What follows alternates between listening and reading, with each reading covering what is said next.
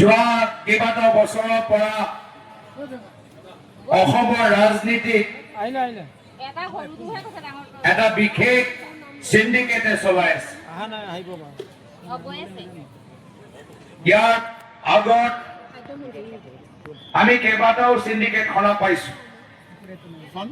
কয়লা সিন্ডিকেট, পাথৰ সিন্ডিকেট, গৰু সিন্ডিকেট, বালি সিন্ডিকেট, কিন্তু এই গোটেইবোৰ সিন্ডিকেট চলাই আছে এটা বিশেষ ৰাজনৈতিক সিন্ডিকেট। এই গোটেই সিন্ডিকেটবোৰ নিয়ন্ত্ৰণ কৰি আছে এটা বিশেষ ৰাজনৈতিক সিন্ডিকেট, যি মাফিয়া দৰে শাসন চলাই আছে। আৰু এই সিন্ডিকেটৰ চৰ্দাৰ কোন? এই সিন্ডিকেটৰ চৰ্দাৰ হল হিমন্ত বিশ্ব শৰ্মা ডাঙৰীয়া।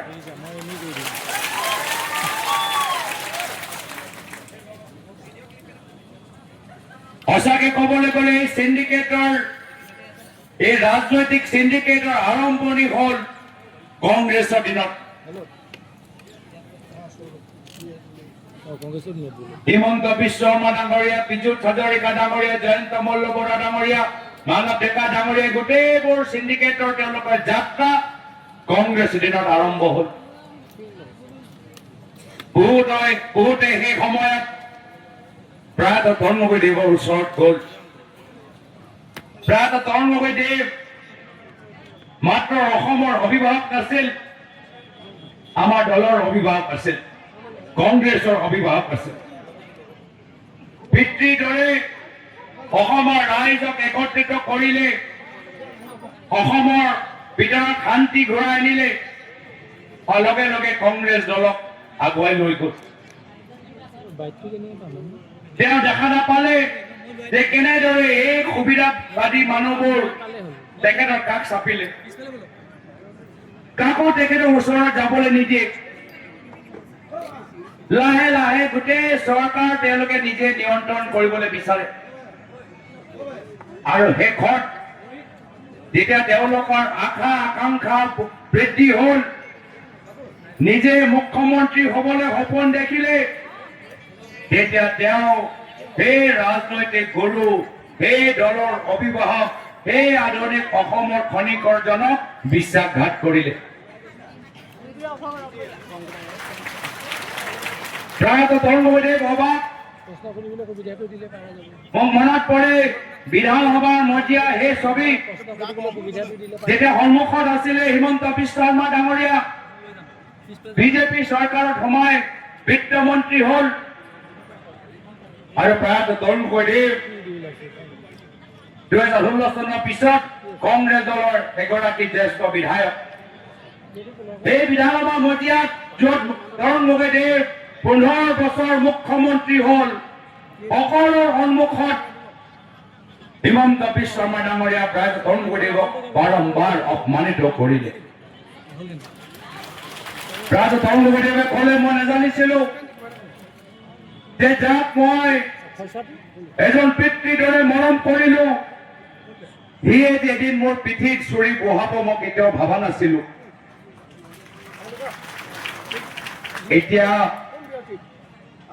অসমৰ জনসাধাৰণ, সমগ্ৰ অসমৰ ৰাইজ এইবাৰ এটা সুযোগ পাইছে যে এই পলিটিকেল সিন্ডিকেট যি তেওঁলোকে অসমত অপশাসন চলাই আছে, তেওঁলোকৰ ভ্ৰষ্টাচাৰী শাসন, তেওঁলোকৰ চেষ্টাচাৰী শাসন এইবাৰ চিৰকালৰ বাবে অসমৰ পৰা 9 তাৰিখত বিদায় দিব লাগিব। বিদায় দিব লাগিব নে নালাগে? বিদায় দিব লাগিব নে নালাগে? আজি তেওঁলোকে একেখিনি কাম বিজেপি দলত সোমাই কৰিছে। বিজেপি দলৰ ভিতৰত যিসকল পাথৰ সিন্ডিকেট, কয়লা সিন্ডিকেট, বালি সিন্ডিকেট, সুপাৰী সিন্ডিকেট লগত সম্পৰ্ক আছে, মাত্ৰ তেওঁলোকেহে হিমন্ত বিশ্ব শৰ্মা ডাঙৰীয়াৰ ওচৰত যাবলৈ পাৰে। যিসকলে ৰাজনীতি কৰি ৰাইজক সেৱা কৰিবলৈ বিচাৰে, তেওঁলোকৰ টিকেট হিমন্ত বিশ্ব শৰ্মা ডাঙৰীয়া কাটি পেলায়। এইবাৰ বিজেপি দলৰ প্ৰাৰ্থী তালিকা চাওক, মাত্ৰ সেইখিনিয়ে মানুহ আছে যিসকল গৰু বালি কয়লা চিণ্ডিকেট লগত সম্পৰ্ক। এইকাৰণে এইবাৰ অসমৰ ৰাইজে সিদ্ধান্ত ল'ব লাগিব যে অসমত আকৌ দুৰ্নীতিগ্ৰস্ত মুখ্যমন্ত্ৰী হ'ব লাগে নে নালাগে। আকৌ এনেকুৱা এগৰাকী দুৰ্নীতি ব্যক্তি আমি অসমৰ মুখ্যমন্ত্ৰী হ'বলৈ দিম নে নিদিম? জোৰছে কওক, আকৌ কওক। এইবাৰ অসমৰ নিৰ্বাচন হ'ল অসমৰ ৰাজনীতি পৰিষ্কাৰ কৰা। বহুত লেতেৰা হৈ গ'ল, বহুত নিম্ন স্তৰলৈ গুচি গ'ল, বহুত তৰল মন্তব্য, বহুত হ'ল তৰংগৰ মন্তব্য। এতিয়া অসমৰ জনসাধাৰণ এনেধৰণৰ স্বেচ্ছাচাৰী ফাচিষ্ট শাসন আৰু সহ্য নকৰে। দল আমি সকলোৱে একত্ৰিত হৈছো এখন নতুন বৰ অসমৰ কল্পনা কৰিবলৈ।